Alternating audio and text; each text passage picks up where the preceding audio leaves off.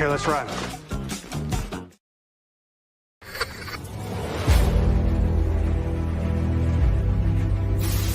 Your mission, should you choose to accept it. It's a quest. It's a quest for fun. Well, The Rock says, why don't we just cut right to the chase?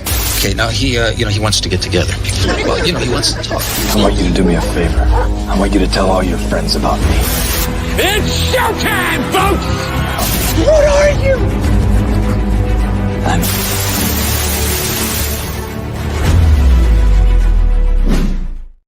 Happy New Year. Welcome into, and I quote, this is a weekly show where we introduce you to some of the best creators from all over the world, and we find out more about them by taking your questions. I am your host, Ryan of And I Quote Channel, and our guests, plural, on this episode are two wonderful people who've been here before, but hey, it's a new year, it's a new season, but they're back. Please welcome Lou Tambone and Ali McDowell are here. Hello, you two fine people. How are you, and Happy New Year. Happy New Year. Hello, folks. Yeah, great to see you. Great to have you here. And it's also great to have you here who may be watching or listening to this program right now. So do not forget to like and share with your closest friends. If you're watching us live or what is known as a replay, thank you so much for doing so. If you have any questions for our guests of honor, let us know in those comments. Let us know in the chat. We'll be more than happy to take those as they come in respectively. Now, just to give everyone a quick, recap here, as they say in 90s television, previously on X-Men. Sorry, no, not X-Men. No. That's copyrighted. We can't say that. Sorry, Lou. Sorry, can't do it. Prank caller. We're going to talk about the Bard himself, Shakespeare. Now, Shakespeare, he got a bit of a modern twist with Shakespeare Adjacent came about, and it's available to the masses. So just out of curiosity, for someone who's not familiar with this, just to catch everybody up, Lou, Ali, what exactly is Shakespeare Adjacent?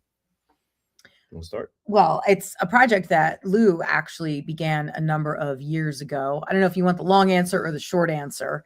But it came from a desire to retell Shakespeare's classic plays, classic narratives in a kind of new and updated way, or maybe super updated, like way into the future, maybe not quite updated, like into like the 60s or the 80s or the 90s. So there's all kinds of different time settings and places, and it's a really fun read. So Lou had one essay. When did you start it? You started it like 10 years ago. I want to say it was maybe 2014 or somewhere around there. It was over 10 years ago.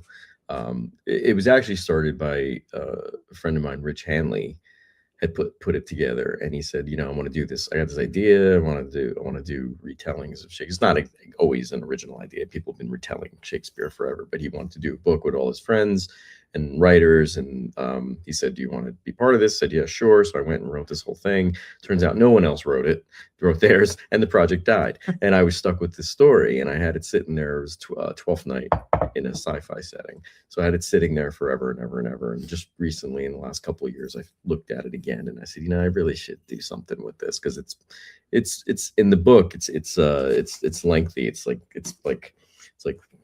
probably like this much of the book, it's a big one. And I was like, I hate wasting it. I want to use it or publish it or something. I don't know what to do with it. And I said, why don't I just redo the idea that Rich didn't have any, he didn't want to really go through with it anymore. And I did contact him first and I said, why don't we do this? This was kind of your idea. Let's do it. And he was like, I don't have time. He's very busy at the moment. He puts out books like crazy. So he was busy. And I was like, well, I was talking to Ali one day. I said, I don't know what I'm going to do if I should do this book. And she said, well, I'll help you. So, okay, great. Because she's an editor in real life. So that's actually good. Yeah. It was kind of like you came to me and you were like, oh, like Rich is really busy. He doesn't have time to do this. I don't know how I'm going to find an editor. I'm like, well, I'm sure you'll find someone. And he's like, I don't know who I'm going to get. And I'm like, okay, like we'll give it a couple of days. And he's like, I don't know who I'm going to get. I'm like, would you like me to work with you on the book? And he's like, oh yeah, if you're okay with that. So of course I was, because as he says, I'm an editor in real life. I was sneaky. Yeah, very, very sneaky, very, very subtle. Yep. But I didn't want to like barge my way into a project with him just because like, oh, like we're like dating and we're together, so therefore we must work together. But we actually work together on a lot of things, and we make a pretty good team, if I do say so myself. So this is just another cool thing that we were able to do together. Very, very enjoyable project. Who needs to worry about those little things called NDAs, conflict of interest between two lovey-dovey partners? It's like, no, we don't need to worry about that. They can take care of that on the 6th floor. And the great thing is Shakespeare is public domain, so there's no worries about copyright. Right. So, that's right. That's right. I almost keep forgetting that the Bard is PD and not, technically copyrighted and all that kind of jazz. So we can play around with it a little bit, honestly. Yeah, it's great. A bit of creative freedom, as one might say. Yep. And that's exactly what we have done here in this book. So yeah, the writers did a great job. They all brought their A games. It's great. I really love it. Reading it over and over and over was not too much of a chore. It was sometimes when you edit a book, it's like a lot of the same thing reading over and over, and then you go, all right, I'm done. Like I can't read this anymore. So it was, some of these stories were very impressive, and the list of writers is pretty great. So some we've worked with before, some were a little bit new to me, but wonderful stuff. Oh. Well, congratulations, both of you and the entire team who helped put this all together. That's fantastic news. Do not get me wrong. Now, I heard a rumor. I just want to know if this is true or not. Is it true that Aaron Rosenberg is the story that he put together for this anthology is your favorite one of the bunch? You put me on the spot there, buddy. Because Aaron was on. Because Aaron was on with us a couple months ago. I don't know if you remember that or not, but he was on with us a couple months ago on Writer's Showcase. So it's one of my favorites. That's the safe. It's really hard to even pick one because it is. They're all well done, but they're very different. Yeah. So it's not like they're all like one style, and you just have to pick your favorite ones.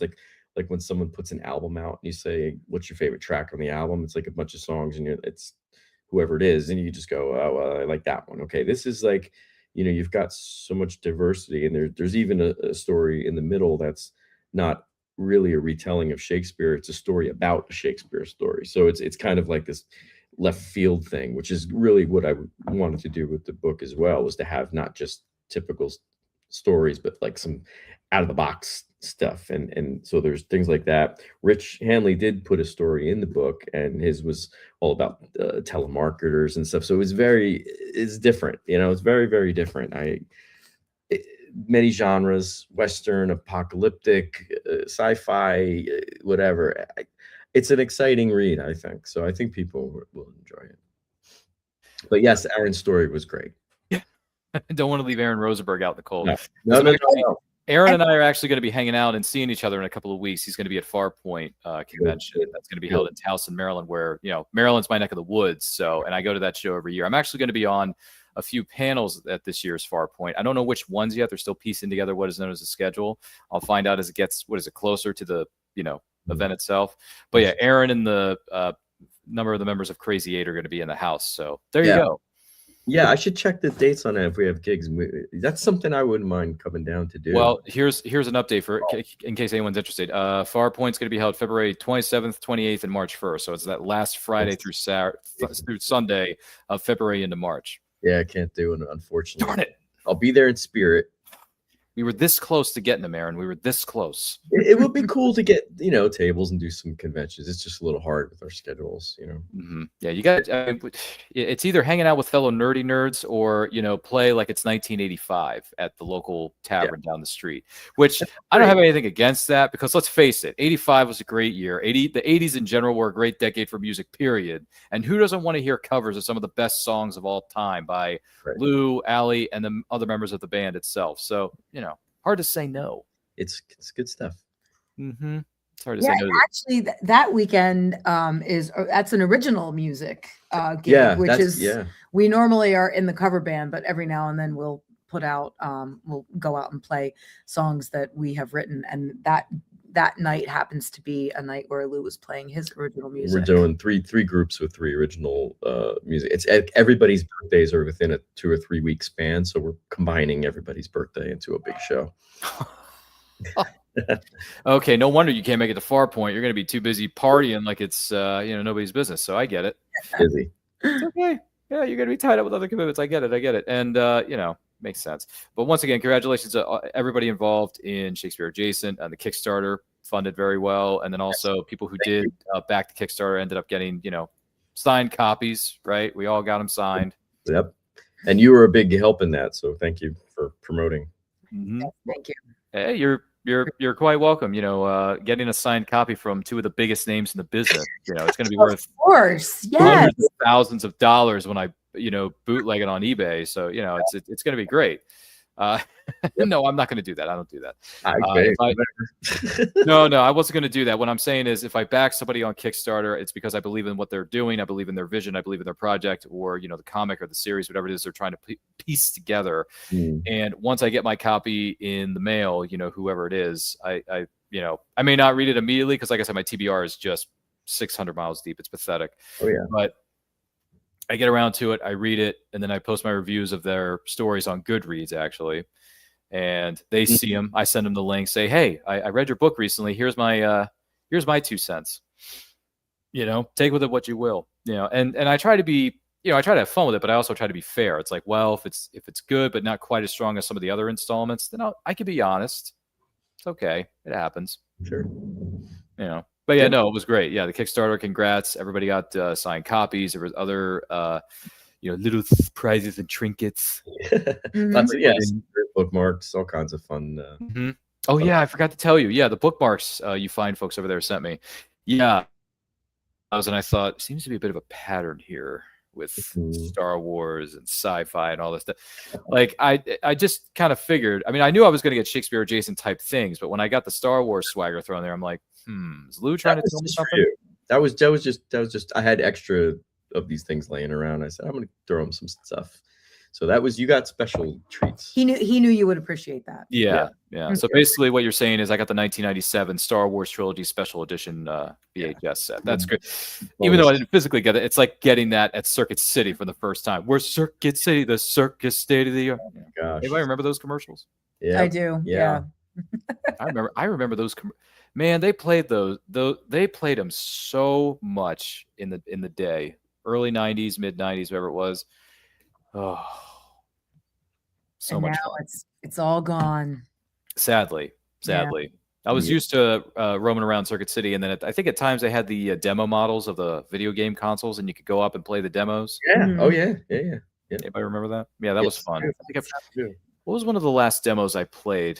I know I played them at Caldor. Caldor was another department store. I don't know what Yes. Anybody remember that? We had Caldor. Yeah. Really? You guys had that? Yeah. Okay, I thought I was the only one. I thought I was one of the few people who remembers this. Okay, so Caldor, I roamed over. I ran over as soon as we came out of church. Sorry, not to get too deep into the weeds here, but as soon as we got back from church on Sundays, we would go to this place called the Chesapeake Bagel Bakery, and we would have bagels, over there at brunch, whatever, with our families, friends, whatever, after church. And then as soon as that was over, I said, hey, Dad, I'm going to go over to Caldor for a while. Do you mind? He's like, no, go ahead, son. And I would just run over there like a bat out of you-know-what. And I would scram over to the electronics aisle, Lou, because electronics and, we go together like peas and carrots. Yeah. And I would see the PlayStation demos or the N64s or what was the other one we had? Sega Saturn, I think was another one.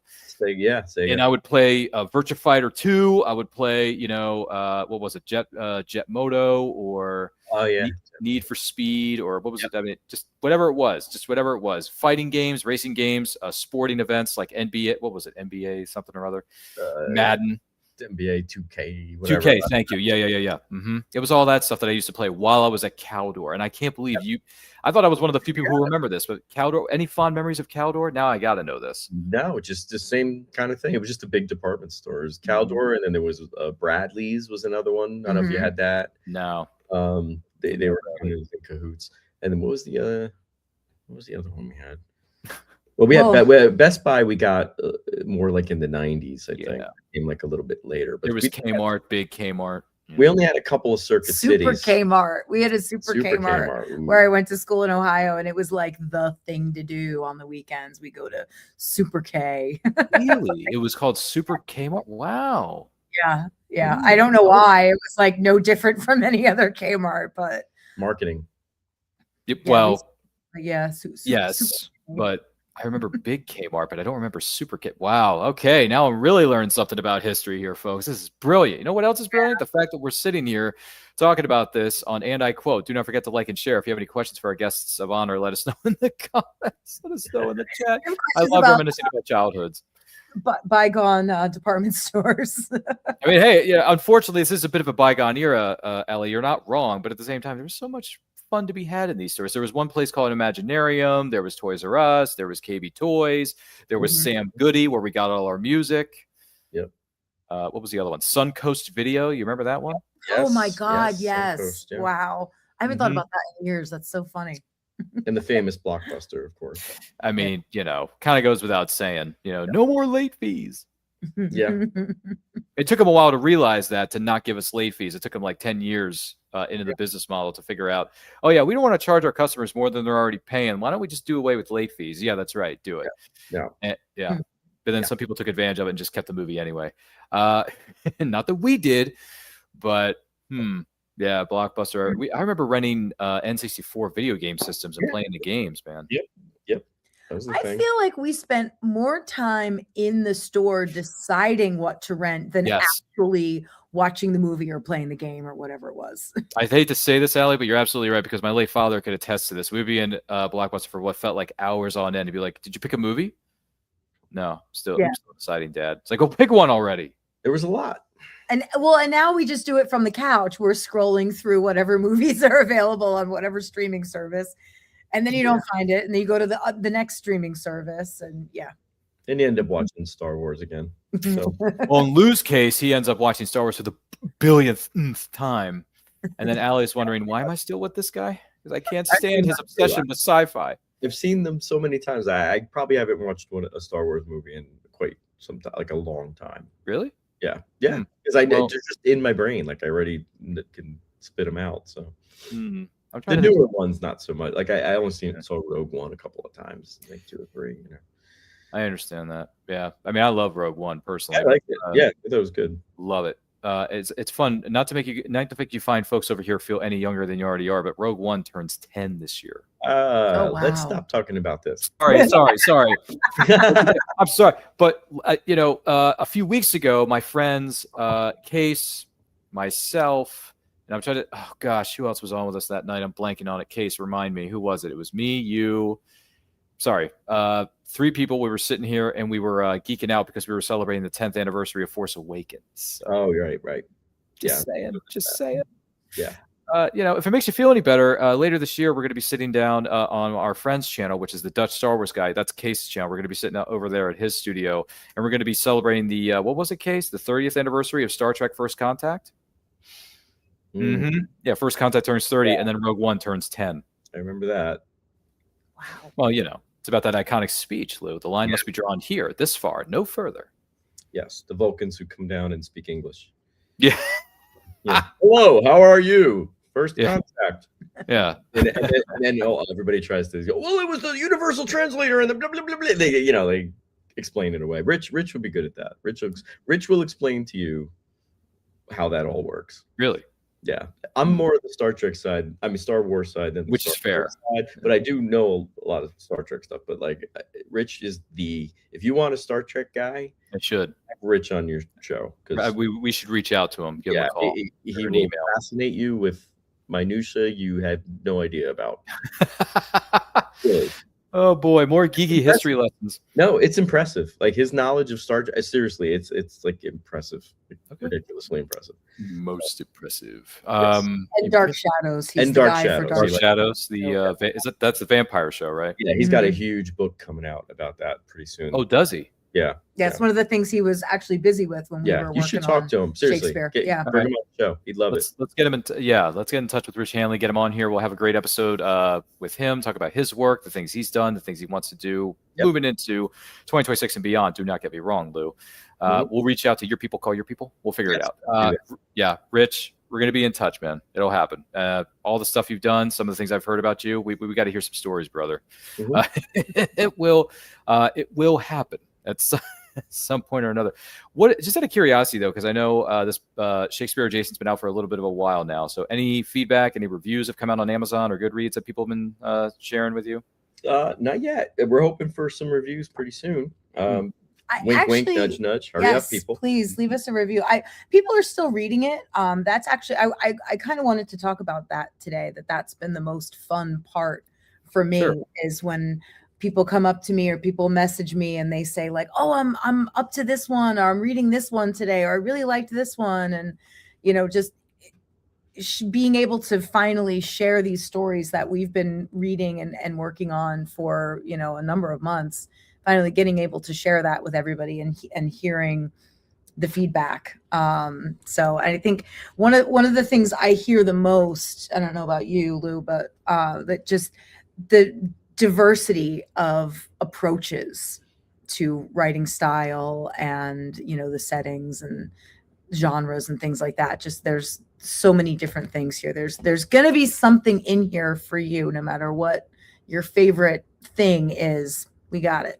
So, but please put those reviews into, just a couple of sentences of an Amazon review is a huge help to us. You can explain. It's important. Yeah, reviews are important. Definitely. There's nothing to explain. They're important. Well, People I thought see them they help. Something in the, like, if they're more reviewed, they come up I'm sure they would come up searches more or often. something. Yeah, I don't absolutely. understand But that it's stuff. just great to get feedback. I mean, that's the whole thing. And I know that when I'm shopping for something on Amazon, one of the first things I do is look at the reviews, because it's real people. Well, hopefully, you don't know what's really on there, but when you see pictures and things from real people and videos, people making videos, it's legit, and you say, okay, don't buy this because it broke in a week. Okay, well, I'm not going to buy that one. The reviews are important. If somebody reviews the book and they say this is a really interesting tome full of all sorts of great adventures, then that piques interest and spreads the word. And we don't write these books for our health. I mean, we want people to read them. We want to, like any art, you want to share it with people and have them experience it. So that's why reviews are important to me. I'm sure there's a million other reviews, but I'd like other people to see the book. Oh yeah, 100%. I actually, and this is something I want to piggyback on in terms of reviews. I have finally started attacking my TBR, Lou. It's 100. How many do we have? Last I counted, before I got some of this newer stuff that came in within the last week or two after the holiday season, it was up to 129, and I was like, this is not healthy. It certainly is not. So I wanted to trim the fat and get rid of some of this stuff and start reading it, get it out there, read. So my goals for this year of 2026, and we've kind of discussed this with some of our guests on And I Quote in the last couple of days. My goal is to write for an hour every morning before I go to work, and then come home and read for 2 to 3 hours a night before I go to sleep. Right. So when I come home and I have my dinner, I watch a little bit of TV to calm the nerves, just relax. No. I have my because I don't have a fireplace here in my studio, unfortunately. I don't have an actual fire, but what we do have is something called a virtual fireplace you can get on your Roku Smart TV for free. And I have the virtual fireplace going, Lou. And what do? I just sit on my couch and read a book. You have any idea how relaxing that is? It's awesome. It's the best feeling in the world. It is. So I've been knocking some of these books out, and I write my reviews. I post them on Goodreads.com or Goodreads, the app, which you can download for free on your phone. You can you can put together an account. It's free. Yeah. And I share the reviews on the Discord that I'm in with my fellow writers, and then I post it on Twitter, Instagram, and I tag the writer if they have an Instagram. I tag them and say, hey, check out my review. Here it is, right here, hook, line, and sinker. Perfect. And the writers recently, the ones that I've been reviewing and reading all these wonderful stories, they've been resharing the reviews and saying, hey, look, I got another review. This is fantastic. Thank you so much. And they're expressing their gratitude and all this stuff. And I'm like, great. So I post this on my social media network, and then you share it on yours, and then it gets more eyes on your work, because it's not about me. It's about your work, not my words. And they reshare it, and they tell their friends, and they tell their friends, and so on.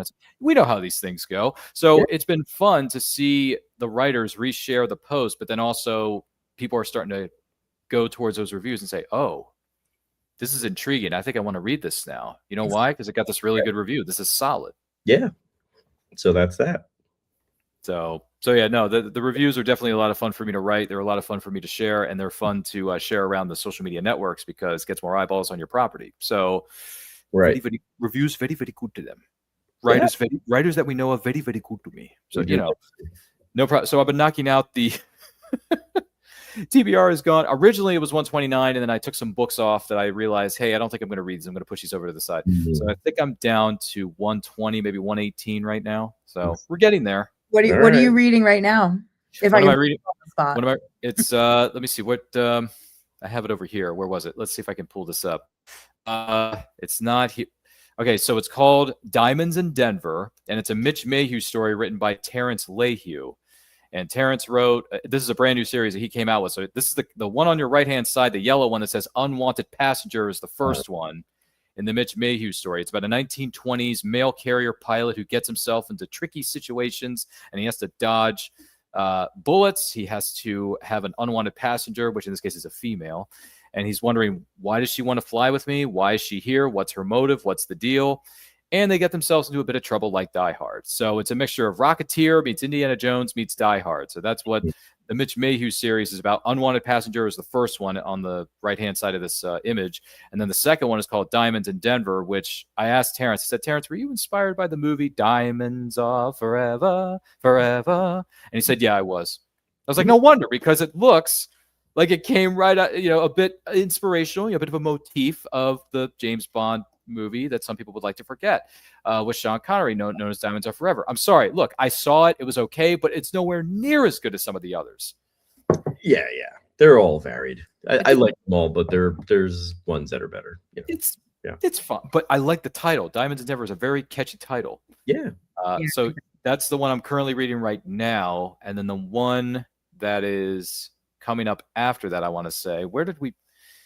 Oh, it's called Fire in the Tall Grass by Luke Goodish, who's a young up-and-coming writer. So Fire in the Tall Grass will be my next one. That's about a gentleman who's hunting in Africa, gets himself into a bit of trouble. He actually has to help this woman rescue their child, or rescue their parents. So it's going to be interesting. It's going to be interesting. So it's basically a lot of adventure novels that I'm reading right now.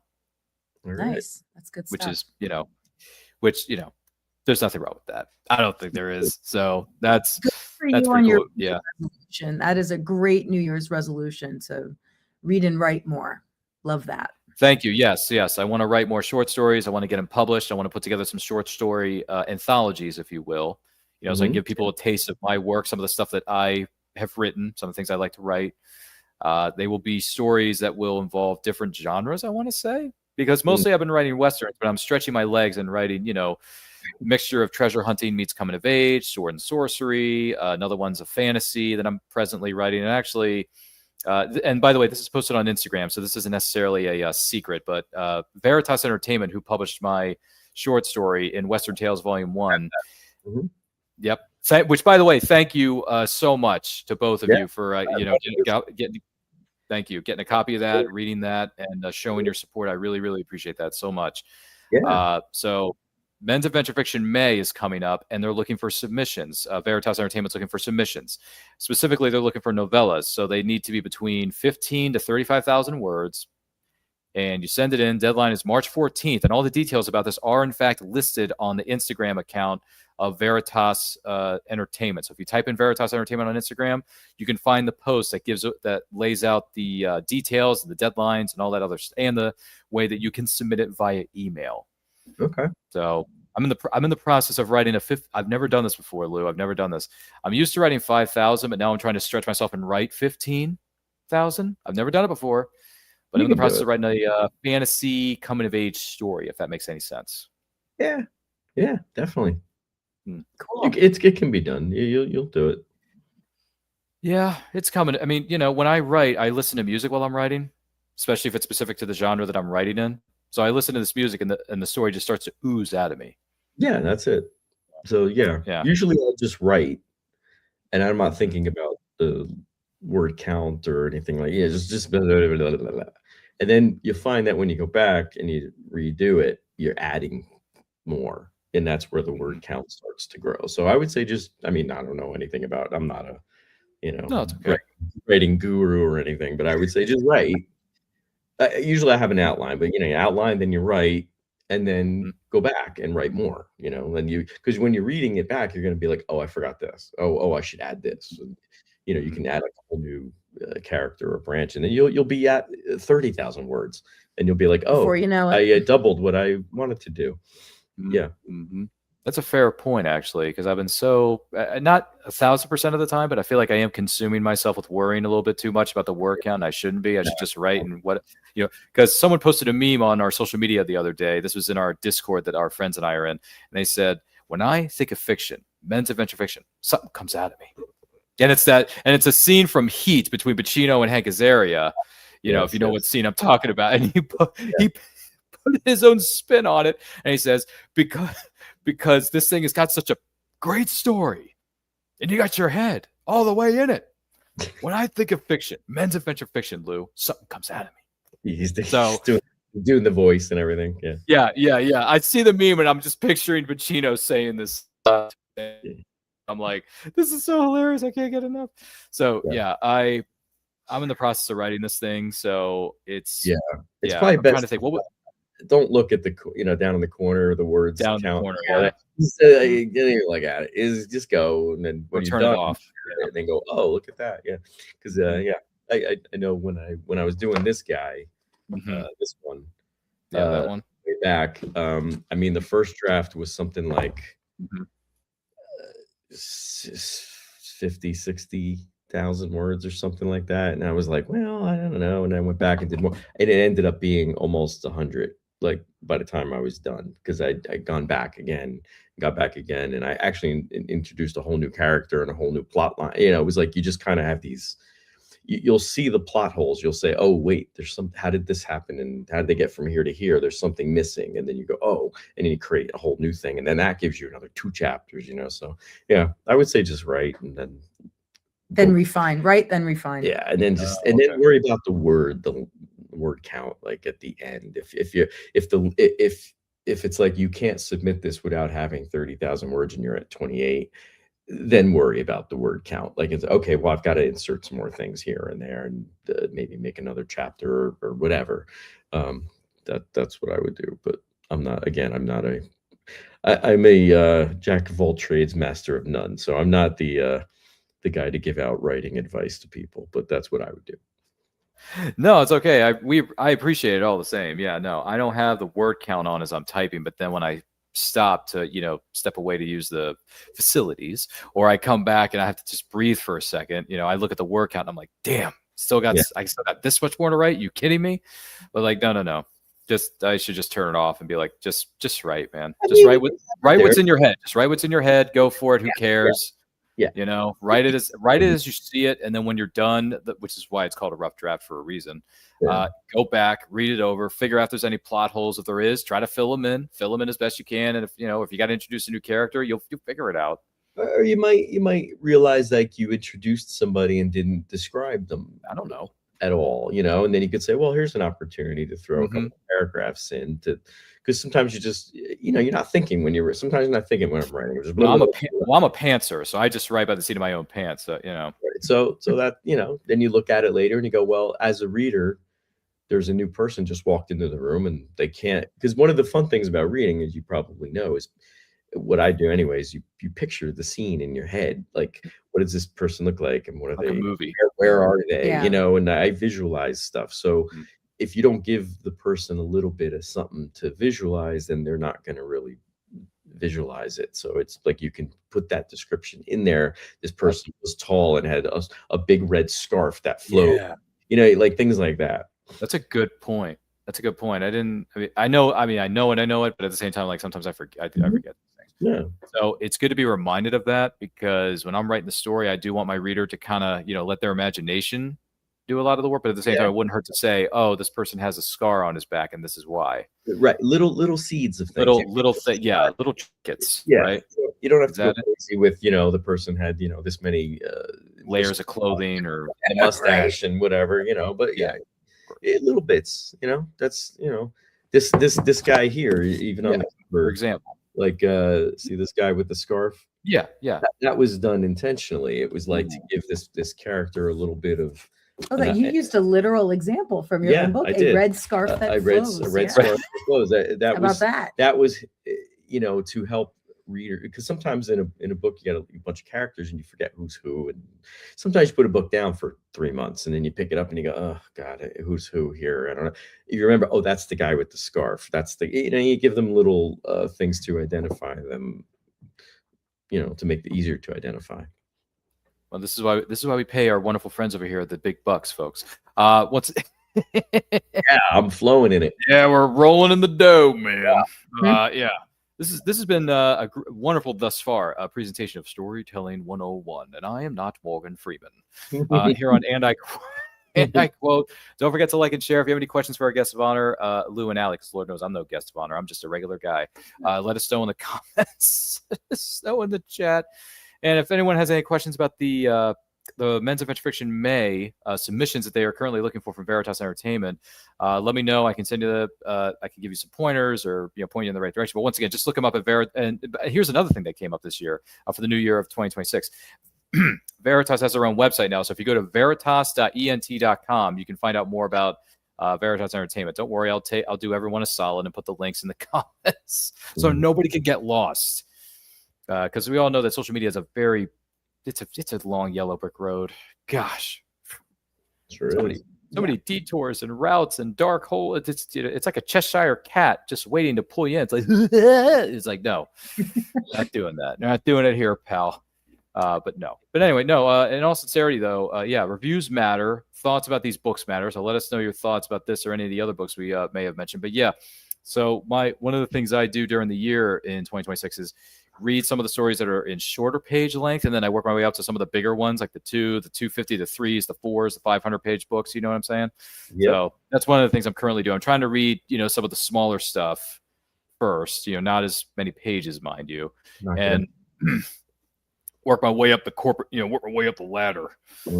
So, although I will say, I think the thickest book that I have, and I just bought this too, is the anniversary edition deluxe hardcover of all 7 Chronicles of Narnia novels mashed into one with sprayed edges on the pages. Wow. Yeah. So that's sitting over here in my bookshelf, and it's the complete Chronicles of Narnia, starting with, I believe it was the Magician's Nephew, leading all the way up to the last battle. So, wow.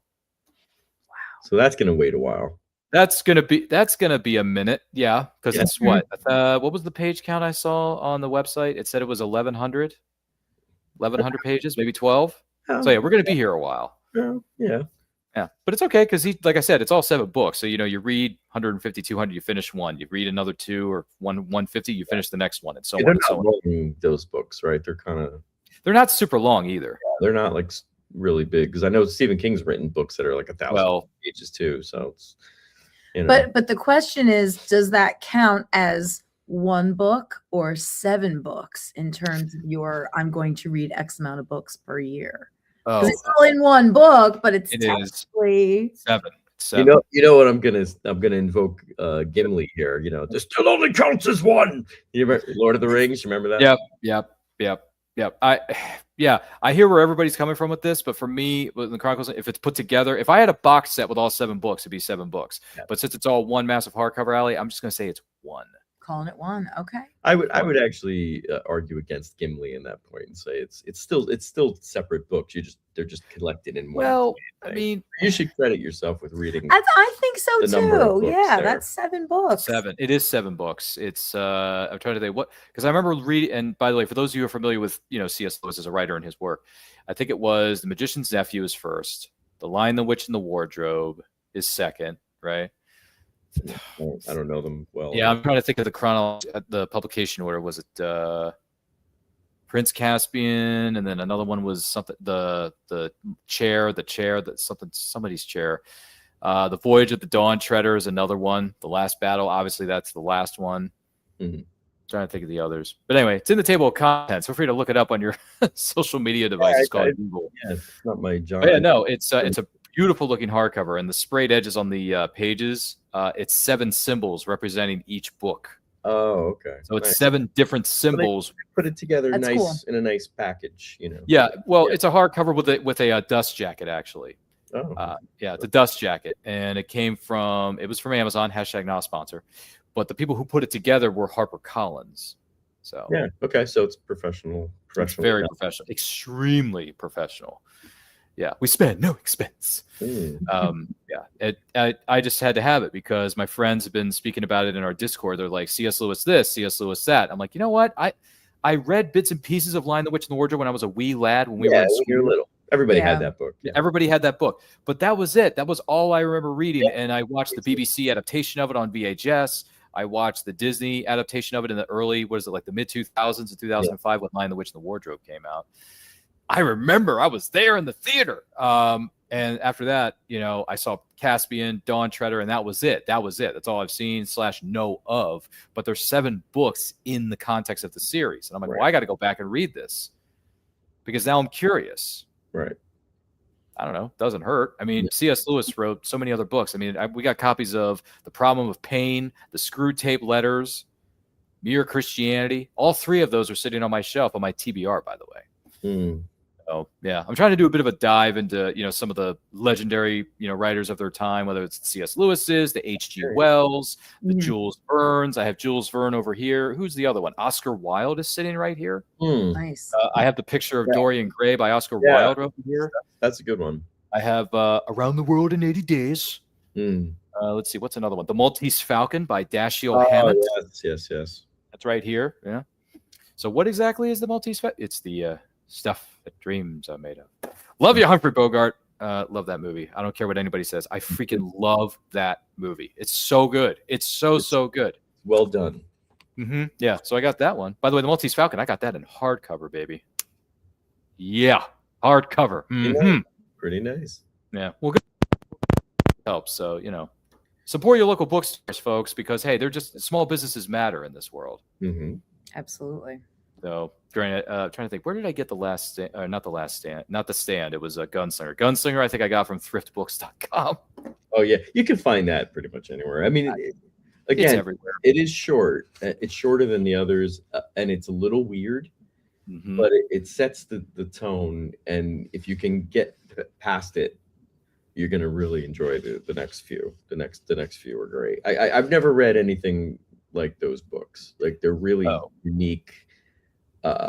And a little bit meta, and it's really something. I'm amazed. I would like to go read them again. Actually, I'm still reading the same book I've been reading for like a year now. I just can't get back to it. It's another Stephen King book, one of his, Mr. Mercedes. Yeah, you've been reading that since Mercedes. You say?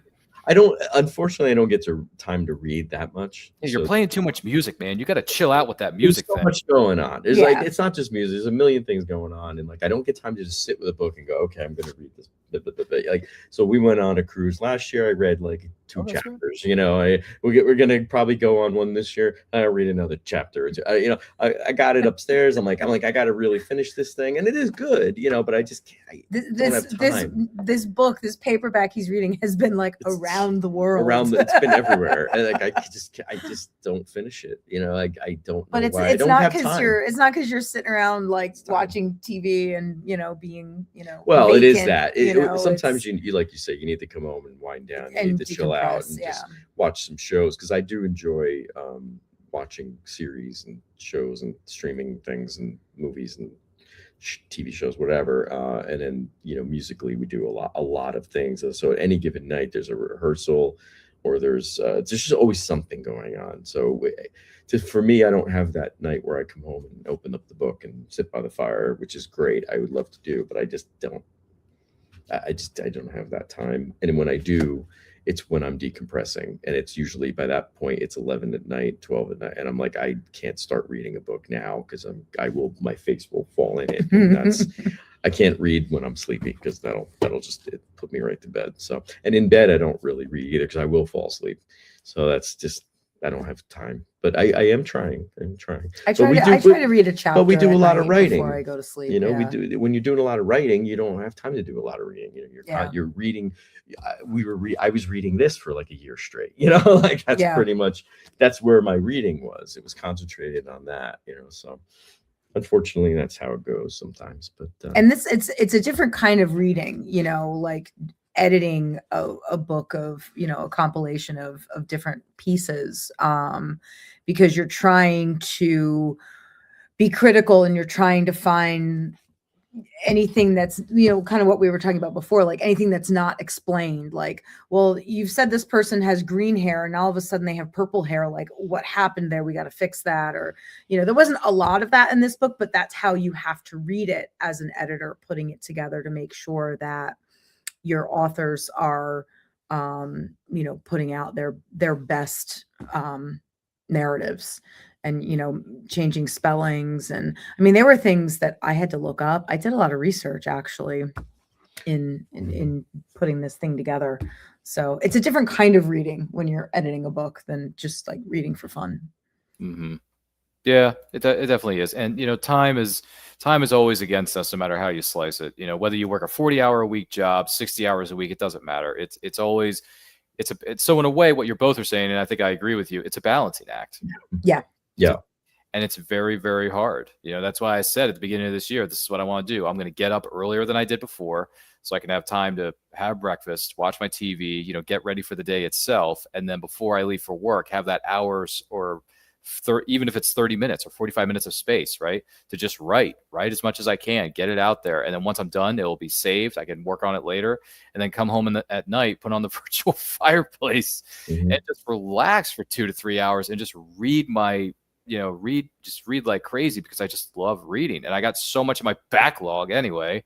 It's like, we got to knock this out because I can't have these books sitting around here forever. That's number one. Number two, if I keep collecting these things or buying these, I'm turning my buy-in into a really bad hobby. It's like you could buy a book, but don't just buy them to buy them. Buy them because you actually want to flip and read them, which, by the way, any book I get, whether it's through websites or, directly at a convention or a book signing event, folks, I do it because I'm curious about the book. I want to read it. I have every intention to read it. I just may not get to it within the next 2 seconds, but I will get there. Okay. I mean, the thickest book I have right now is Narnia.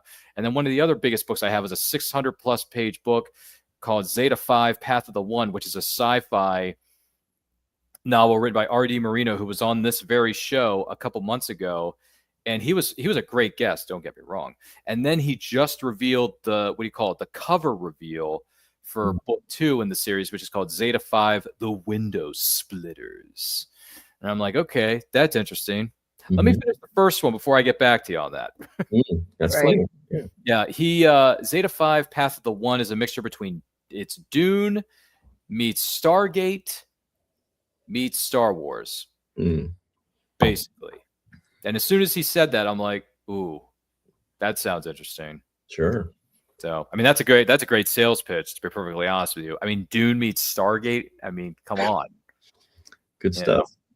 Yeah. So, in case anyone's looking for some sci-fi sci-fi action thriller type stuff or coming of age stuff in terms of sci-fi, Zeta 5, Path of the One by R.D. Marino.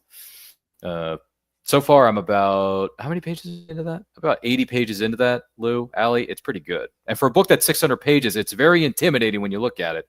But once you sit down and actually start reading, it's like, okay, this is making sense. You're piecing together these parts of the story. You're laying out this. You're planting the seeds, basically, for what's going to come in Acts 2 and 3. And I like that. You're not just making this book 600 pages because you could. You're doing it because it makes sense in terms of what the story is, because he's setting up the characters between the dads and the moms and the kids and their love interests. So I'm like, okay, ooh, so we got some dating going on. We got some backstabbing going on. We got some plotting behind the scenes. Honestly, that sounds like you're talking about Shakespeare.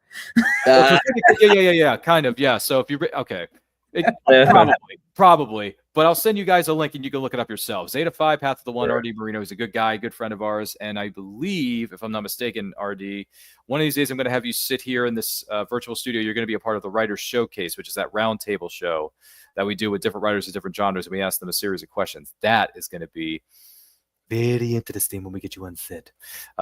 We almost are done confirming what we're doing. One on January 31st, which is going to be on a Saturday, 7 o'clock Eastern time. We got Hollis Joe McCollum is going to be joining us. Trip Ainsworth is signed on, and Jennifer D. Torseth has signed on to be on that episode. So, hey, we got some great stuff coming your way, folks. Isn't that right? Yes. So with Shakespeare adjacent, being awesome-tacular as it is. And by the way, congrats to Jeffrey Hayes at Plaza Fire Graphics, because that cover is sick, man. I wanted to show the cover. Yeah, that cover is just, in the words of our friendly neighborhood Magneto, perfection. And what I like about Jeff is that I tell him, okay, I have this book coming out. I need Yeah. you to do the cover, Mm. arrange the financials of it. That's fine. And all I do is give him like basically a sentence or two.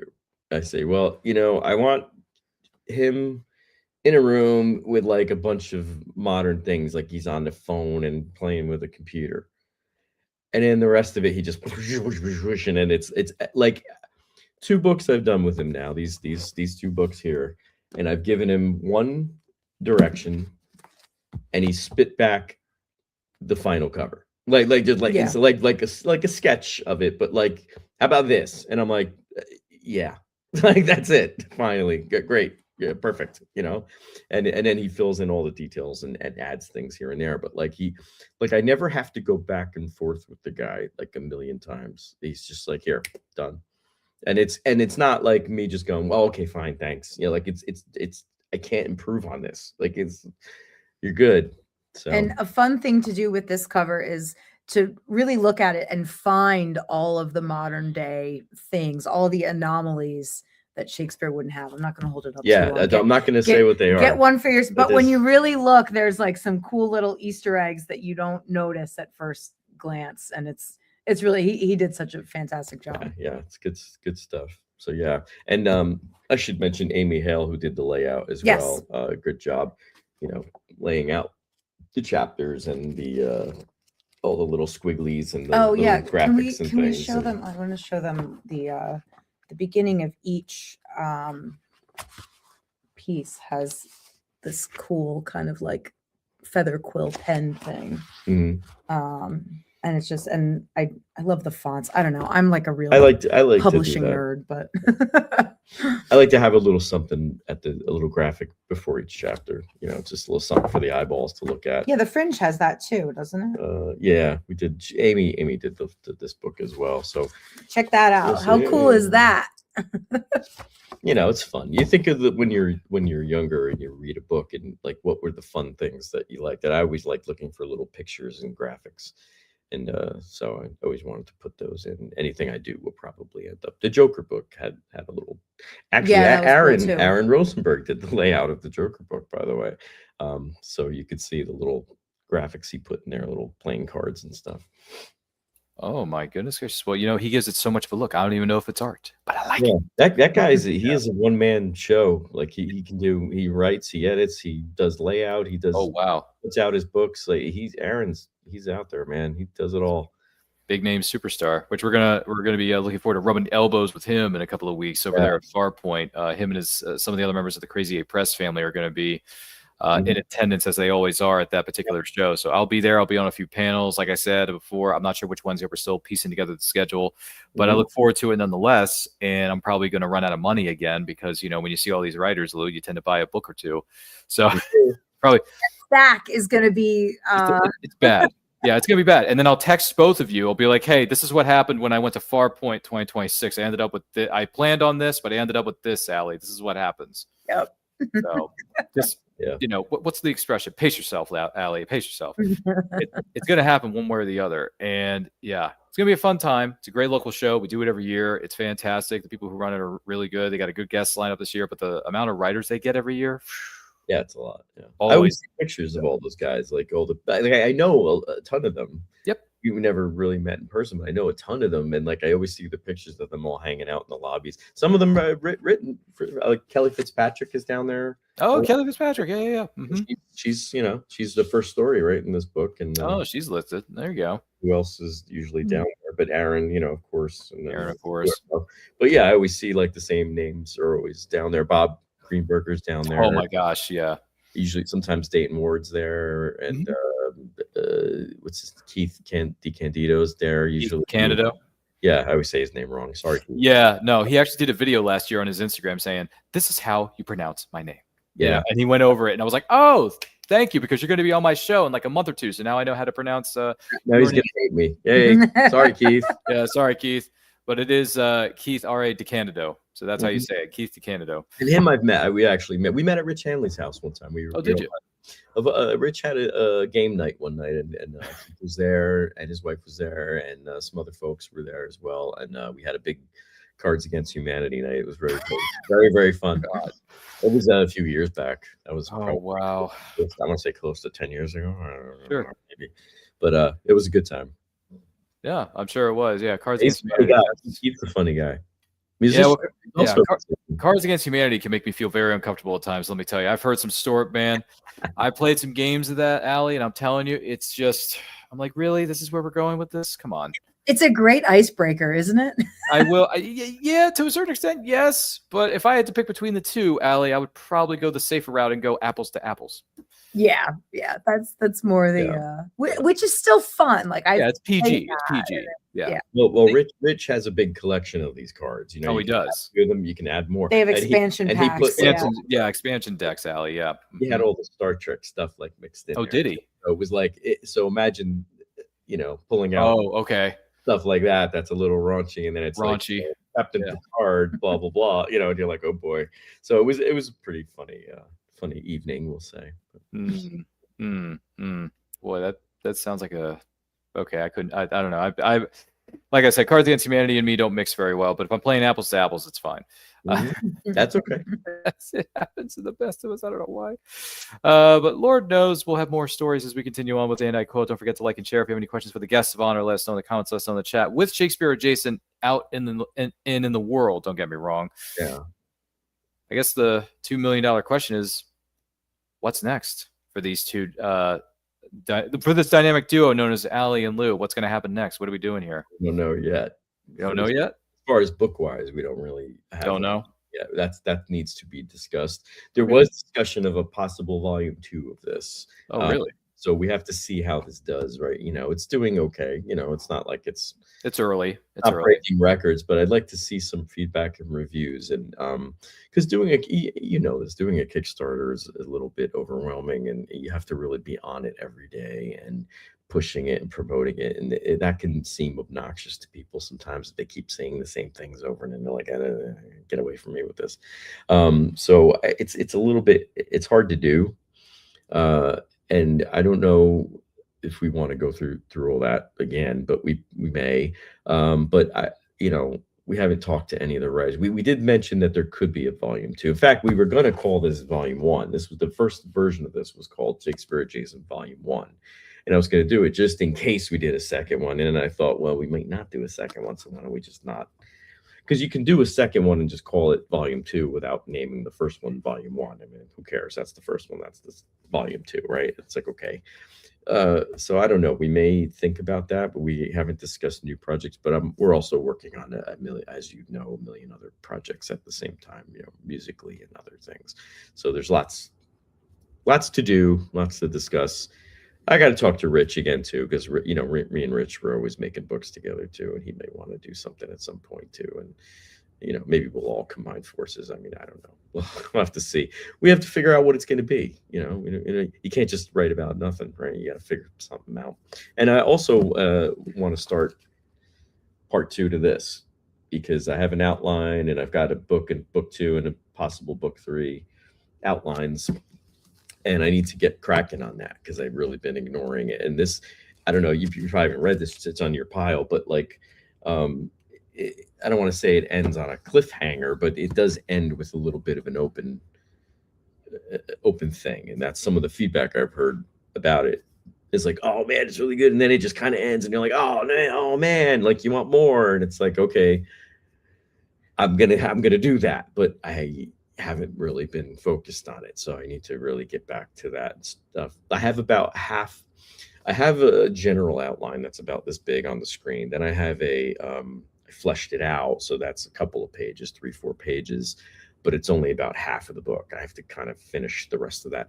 I call it a summary. It's not really an outline. I finished the summary, then I could sit and actually write based on that summary. Okay, this and this happens. Okay. Right, and then you just kind of keep going down until you, not looking at the word count, until you have the whole thing, and then you go back and again and again. But it is there are people who write for a living, and I envy them, because like they just do this. This is their job. They sit all day long and they write, and they, you could write they can put out books like it's nothing. Like it's they're spitting out books. Boom, boom, boom. That's great. I love that. I can't do that.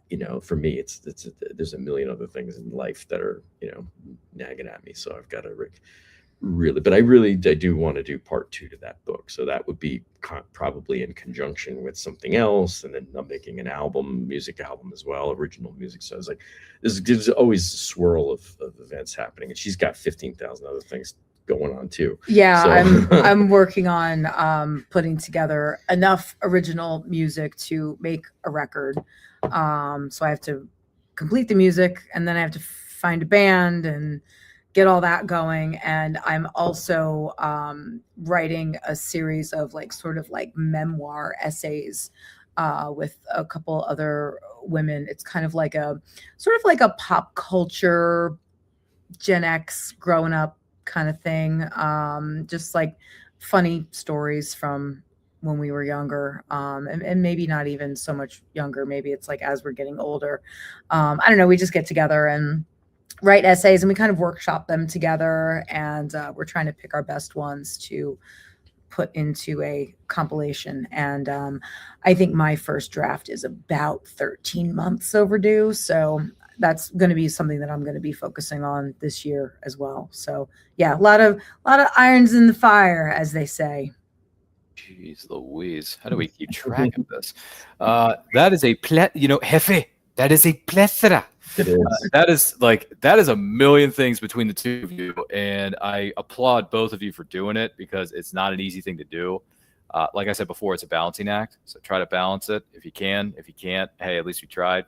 But yeah, definitely go for it. I'm not saying don't do it. I'm saying go for it. Do whatever it takes. Have fun with it if you can.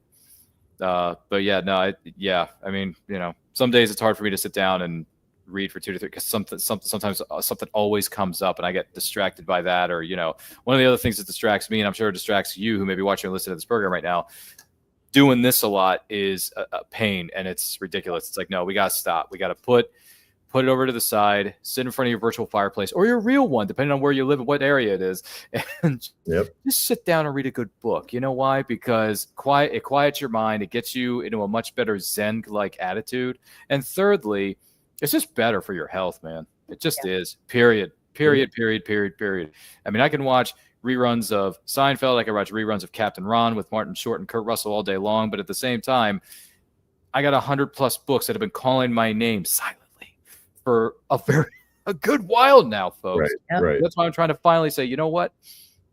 Enough is enough. Let's sit down. Let's knock these out. Let's read as much as we can, review as much of them as we can, share them out on social media, and get people looking at these writers and their books. Because that, to me, is a lot more important than what's coming up next on ABC, Film at 11. You know what I'm saying? I not care. I do not care. I do not care. Honestly, I just flipping don't care. And I just thought of something that could possibly compete with the likes of the complete series known as Chronicles of Narnia. And I'm going to share this with both Ellie and Lou here when we get off camera. I'm going to show them some of the thicker books I have in my my TBR. Yeah, I have something that may be able to compete with Chronicles of Narnia, and I just thought of this, but we'll talk more about it later. But still, I mean, look, Shakespeare Jason is out. Congratulations. That's what matters most. Let's get the reviews in there. Let's get people, giving you fine people out there feedback on it. And I look forward to hearing what comes next for the both of you. And hey, just throwing this out there. I'm just putting this out in the ether of the world. If you're ever looking for another writer to contribute to any of these anthologies, give me a call. I'm down. Sure thing. I may be one of the newer kids on the block, folks. I may be one of the new guys in school, but I can learn pretty quick. Doesn't matter. Yeah, no, that we will definitely keep that. If we do a volume 2 of this and Shakespeare's your thing, we will let you know. Absolutely. And then we just don't know what's coming next, so we'll see. It's okay. Whether it's Shakespeare, whether you do some of the sci-fi. Because I've kind of lived in that world for a number of years. So it's I'm kind of willing to try my hand at sci-fi, because you could go a million different directions with sci-fi. I mean, you can do this hard, but you definitely could do a little bit more creativity with sci-fi by creating your own ships, your own planets, your own words, whatever. That's why I did the Fringe. The Fringe, exactly. I actually say that. I think I say that in the book somewhere. It's when you do sci-fi, it's you make your own rules. So you make your own game. It's kind of it lends itself to more creativity. But that's why I did the 12th Night as a sci-fi story, because it let me sort of do other things with it. But I tell you, I was really impressed with some of the things that people came up with for this book. It really it really exceeded expectation, went out into areas I didn't think it would go. Like mine was almost like I don't say it wasn't a strict retelling, but I did read it. I watched the verbatim play, the actual like Shakespeare lines, not the reinterpreted whatever. I watched it like many, many times, and I, had the text, read it, and then I, wrote this thing almost scene by scene. Like, okay, here's this scene. How do I make this into sci-fi? Okay, instead of a boat, crashing on the shore, it's a spaceship that comes down and lands on a planet. Okay, cool. And then you go from there and you create vehicles and time, things about time, how time is different, blah blah blah. You're very good at that, constructing time, because like how we think of time is like Earth, right? So it's all based on Earth rotations, but other planets don't have that. And Lou's always very good at making like structuring that and explaining it. The Fringe has that as well. It's because that's one of the things that always bothered me about sci-fi. Even Star Wars and stuff does it all the time. They go, well, this guy's 23 years old. I'm like, years? What are your years? Yeah, what are years what are to your you? Years? Like your planets don't act like our planet. But it's also a way of just conveying a story in English. It's a folk way of, you have to explain it somehow. And the easiest way to do it is to just have the lines of dialogue or the lines in the book say someone is 12 years old. And in your mind, you say, well, they're a little kid, right? Because 12, but what if 12 years old to some other species is an old person or still a baby, like Baby Yoda? Like Baby Yoda, right? He's 50, could be and 50 he's years a old, little baby, but it's maybe not really even, because the actual Yoda's 900 and something years old, in the movies, and was kind of old, quote unquote, Right. So you don't really know how time and age works in sci-fi, and that's what we were just talking about, being creative, expanding you make your rules. Time doesn't mean what time is in our world as it does in this book, and that's kind of like a little heady to get into sometimes, like when you're, because then you got to sit there and think about it. But I was like, you know what, let's just put it in, because it adds a different level to the book that other sci-fi books don't necessarily always have, right? So you want to differentiate your work a little bit, give it something different. It's not just you with laser guns and people chasing each other, right? It's not the same aliens coming down, and bombing Earth like again, right?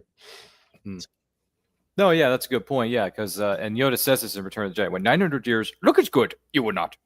Yeah. So, yeah. And I'm like, dude, you're 900 years old. Like, I mean, to me, from this angle, you only look like you're 90, son. What's going on here? Yeah. So yeah, no, you're absolutely. I didn't even think about that, but you're right, because Luke in the first. Sorry, I know this is going to drive Allie insane, but in the movie called Star Wars, sorry, Allie, Luke is 19 in the event of A New Hope, and I'm like, well, wait a minute, he may be human and he's 19, but Tatooine is a different planet. It's not Earth. So how is he 19 if he's on Tatooine, which is a desert planet, by the way? Exactly what I'm talking about. Yep. Yeah, Luke's 19, Leia's 19, because they're twins. Sorry, spoiler alert for 50-year-old movie. Sorry. What? No, they're twin. Yeah, because that scene in the what do you call it? The underground base of Hoth, where Leia says, "Well, I guess you know everything about women yet." Yeah. Kisses Luke, and we're just like, now that we know the truth, it's a bit weird, but at the same time, it's kind of funny. I'll explain it to you later. I was gonna say it's kind of funny. It's kind of funny, but still, funny but cringy, but cringy but funny. But when Lucas was writing those, he had to make a choice. Like, I'm gonna say they're 19, or I'm gonna have to explain what time means. So like he just kept it simple and said, okay, they're 19 years old, and that's that, and that's how it works in that system. And that also is a rule. Like Lucas could have said, well, this is how the rules are here too. Sorry, and you have to accept it, because it's the writer, it's the creator, the maker, who signs that stuff. But it made it easier for us to understand it and to enjoy it, where we didn't have to think so hard about it, right? Yeah. I just wish we would have been able to go at the Tashi station and pick up some power converters, but we never did. Yeah. Anyway, we're going to have to waste time with our other friends when our chores are done. Now, come on, kid, get to it. I'm sorry. I did my best to keep Star Wars out of the conversation for you, Allie, but it just, it happens. It's okay with me. Yeah. Every time we think we're out of this whole thing, Allie, they pull me back in. That's a different reference. I know, but still, I'm not just telling her, because she won't know. Oh, she won't know what that is? Wow. You don't know those people. You don't know that one? All right, sorry. We can talk more about it later. I just recently got her to watch the first Godfather movie. Did you? Recently. These are not her genre. I hated it. I She doesn't like absolutely these hated it. movies. I was Hey, just listen. like, You're not alone in this because I found The Godfather to be very boring. yes, it was. I'm like, oh my They're I didn't god. really care. They're all slow burns. Yeah. Ugh, They're very slow, and I'm looking. This is a 3-hour movie, isn't it? The first one. it's long. They're It's all very long, Allie. One of them. I thought we were watching it for like 3 days, honestly. Like, It's bad. It's not a very good movie, in my opinion. It's one of the most boring. It's like watching paint dry, Allie. thank you. I'm No. so glad it's not just me. No, I'm with you because I saw it. I saw the first one, Lou, and I'll tell you what, it's like watching paint dry, and it's not the good kind of paint either. It's horrible. In the words of our good friend Randy Jackson, it's a no for me, dog. Wow. It's a no for me, dog. It's just not happening. Yeah. No, it's just no. It's not happening. Zed's dead, honey. Zed's dead. It just doesn't work. With that, I gotta be honest with you. I've been watching a lot of clips lately of Pulp Fiction, and that movie is just so freaking funny. It's got a lot of humor in it. So much great dialogue. A lot of messed up stuff and a few things that didn't age well, but but does have some humor. the dialogue is funny and it's well written, I think, to a certain extent. Yeah. You know, I mean, Marvin, what do you make of all this? Man, I don't even have an opinion. You have to have an opinion, you know, and then the whole situation, blows up in their face. Like, what you doing? Call my partner in Toluca Lake. Where's Toluca Lake? It's just over the hill by Bourbon Studios. If Jimmy ain't home, man, I don't know what the frack we're gonna do, man, because I don't have any more friends in 818. I'm sorry, Allie. I saw Pulp Fiction in the theater. Did you? Again, we're gonna be aging ourselves, but No, you're young. You're young. Don't worry about it. I had a friend who was like, I want to go see Pulp Fiction and no one will go with me. And I hadn't heard of it. I didn't know what it was. And I was like, I'll go. Like, it's a movie, like whatever, let's go. And there weren't a lot of people in the theater. Like, the word kind of wasn't out about it yet. It wasn't extremely popular. And the movie ended and like the lights came on in the movie theater and no one moved. Like, we all just kind of looked at each other like, what did we all just go through just now? And I've never really had an experience like that since. So Yeah, see, I had already seen Reservoir Dogs at that point. Oh yeah, I remember that one. So Yeah, that one's rough. I already kind of knew what I was in for when Pulp Fiction came out. So I was prepared for it. But I did think it was, well, I don't know if I liked it better. It was different.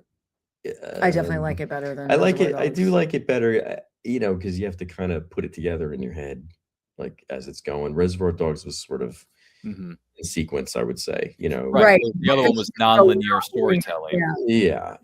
I had seen Reservoir Dogs and I liked it, so I knew what was coming. So for me, it wasn't that big of a shock when I saw it, and it was interesting. I can't say I loved all of his movies. It's okay. The ones after them. Yeah, But I it's a bit still of an haven't acquired seen, taste.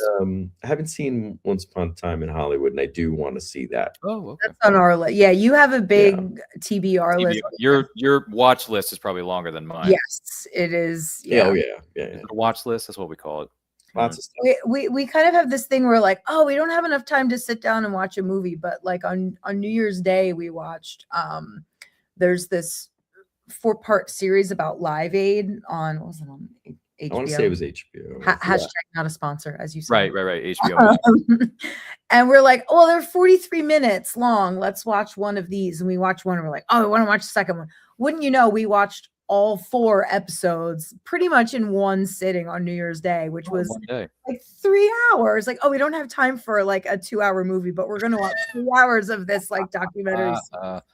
It's really good. It was good. And I do recommend it to anybody who likes, again, Music. 80s music. We were just talking about that. It's music. So, Yeah. I mean, who can say no to good music, right? I mean, it's just, Absolutely. it was a good time. It was a good time frame for music, I would say. When music was being written, music was coming out, and all that kind of. Yeah, my watch list is pretty bad. I'll be honest with you. I really don't. And this is a funny thing. I don't really catch up with anything that's of the modern day stuff. The only movie I saw last year in a physical theater was Superman, and that's because I'm a diehard Superman fan, and I wanted to see who the new kid was and see if he could, fly and he could do his thing. And I liked the movie. I didn't love the movie like I did other movies in terms of that character, but I liked it enough to where I said, "Hey, James Gunn, I'm willing to give you a shot, man. You did all right with this one. Let's see where it goes." and now we got to wait for, and Supergirl's coming out next year, which I'm very intrigued to see where that's going to go, because that's going to be the first Supergirl movie we've gotten in 40 flipping years. Yep. You know, because the last time Supergirl got our own solo movie, it didn't work out very well. And we don't want to talk about that. We don't want to talk about it because it was very bad. Helen Slater was perfectly cast. It's just the movie around her was complete garbage. Well, that was when they were making Superman 4 and 3. It was all around, and those movies were not too great. Yeah, that was just a hodgepodge of, I don't know what you were thinking that day. What were you drinking? They're funny to watch now in a nostalgic way, but they're not good movies. The first 2 Superman movies, I thought. Well, of course, because that's classic. The other ones were just, oof, boy, Richard Pryor and Clear Man and all that. Yeah. Oh gosh, wow. You know, but you know, it wasn't great. And Christopher Reeves said he regretted doing that last 2. So he's fantastic, you know. So yeah, I mean, he gives his all, but the movies around him are just sort of just not very good per se. But I do have nostalgia when I watch Superman 4: The Quest for Peace, Lou, because I remember renting that on VHS at my local library as a kid. Of course. Yeah. So that's you can get away with that. I can get away with it. And you know, I'm trying to think of who it was. It was But anyway, I know some of the cast members of that movie, actually. Mark Pillow, who was Nuclear Man, does convention signings. So hopefully I get to meet him at a show and be like, hey, I watched this movie when I was 5 or 6, man. It was awesome. But nowadays, is he like 85 now? Like what's happening? No. Mark Pillow is gosh, he was got to be up there by now. I mean, that was 1987. 87. I should know that's when Ryan was born. But anyway, he's in his 50s now, I want to say. Late 50s, early 60s, mid 60s probably. But he looks good for his age. So he does signings, and another member of that cast was Mariel Hemingway. She does conventions. So as soon as I heard that Mariel Hemingway does convention, I'm like, well, now I really have to have both. She's been in a lot of. She's had a big other stuff.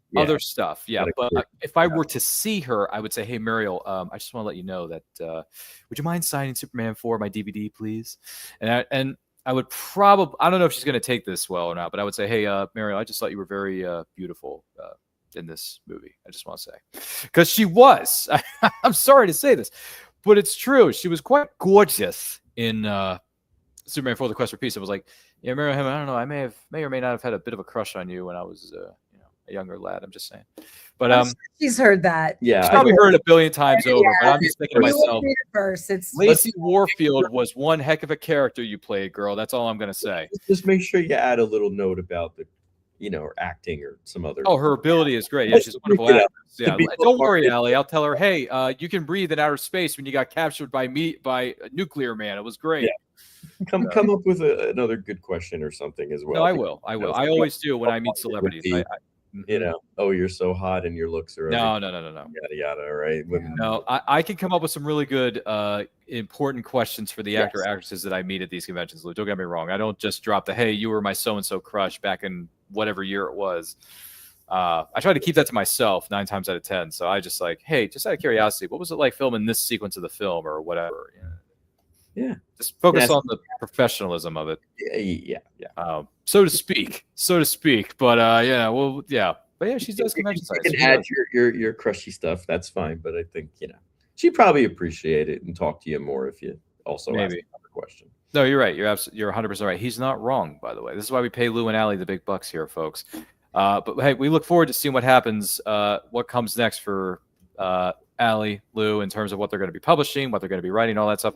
I do want to take this opportunity to say thank you to both Lou and Allie for being our guests on this week's episode of A&I Quote. Thank you both for being here, shooting the breeze, talking about the greatness that is Shakespeare adjacent and where people can get it and all that stuff. But if someone wants to know more about you and the incredible things you got, either you've done before or things you have coming up in the future, where can they follow you? Go ahead. Instagram, I am Allie628, and you can find us at Mixtape Meltdown is the cover band that we play in together, and follow us there. And if you put my name into any social media, you're gonna find me. And there's also Two Jokers Publishing and Entertainment. You can find it there. There's my also personal website, but every social media, if you put my name in there, you'll find me. So and please YouTube. come find me. We both have YouTubes, right? YouTubes. Allie McDowell Music is my YouTube. Any social medias, yeah, we've got all of our projects are always out there. So yeah, We're not shy. yeah, come find me. Not in person. I was gonna say, yeah. Where are we going with this exactly? Come find me, Luke. Yes, Luke. find me, but you drop that catchphrase, Luke, come with me. Yes, It's the only way. No, it's not. don't show up at my door unannounced. But yes, come find me. That's what I meant. Yeah, I did that. I put some promotional thing together for the band, and I was like, follow us. And some of the people in the band were like, that's a little creepy. Like, we don't want people actually following us. I'm like, I think people know what that means. Hopefully. Yeah. In this day and age, they do, but you can also switch that around a little bit and use the professional catchphrases. Hey, follow us on social media, folks, or check us out on social media. That's another phrase you can use. Right. Yep. Right. Yeah. We will do that. You can find us there, and we're easy to find. So yeah, anywhere you look, you'll find us. You can't get away. Gee willikers, Lou. Thank you. Yeah, thank you both for being here. I'm going to talk to you here again momentarily, so stick around if you would, please. My name is Ryan of And I Quote Channel. Follow me across all forms of social media. Boy, I just said it. I shouldn't have said it like that, Lou. Look what you've done to me. But check us out on social media at all forms of social media at And I Quote Channel. There it is. I strike that, reverse it. I got it back, Lou. I got it back. Check out my short story. It's called Wolf of the West, which is a part of Veritas Entertainment's Western Anthology, Western Tales Volume 1. Links are located in the description and also in our social media bios. Also want to remind you that we are on the road to 5,000 subscribers. And once we reach that number, we're going to have a live stream that will include special giveaways that you, the person who's watching or listening to this program right now, are going to be eligible to win. Also, we got merch because the seasons are changing, folks. We got hoodies, we got shirts, we got stickers you can add to your water bottles, we got coffee mugs, notepads, all kinds of wonderful things in our Redbubble store.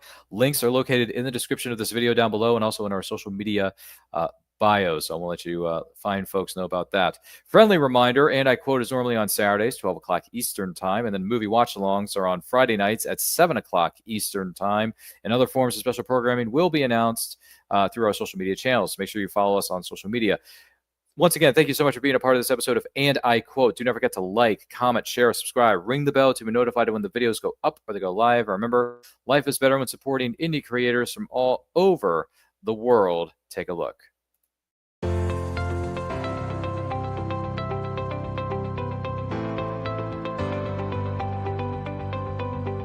You've worked hard and written a great book. Now, it's time to give it a great cover. If you're an indie author or small press publisher, Plasmafire Graphics is your source for affordable cover illustration and graphic design.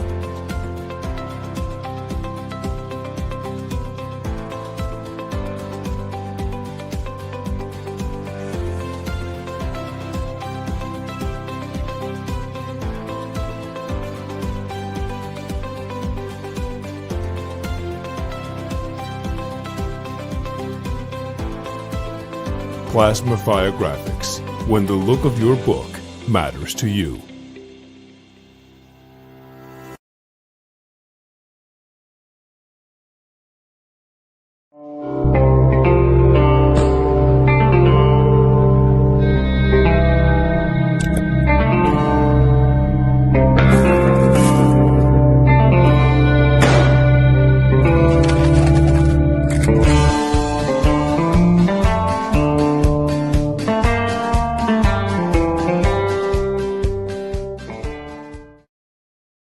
There it is.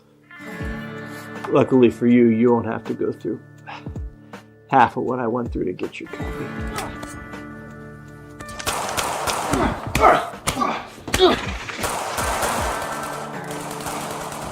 All you have to do is place an order. Treasure is My Trade is out now. Don't miss your chance.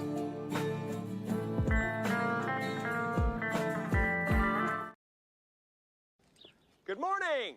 Oh, and in case I don't see you, good afternoon, good evening, and good night.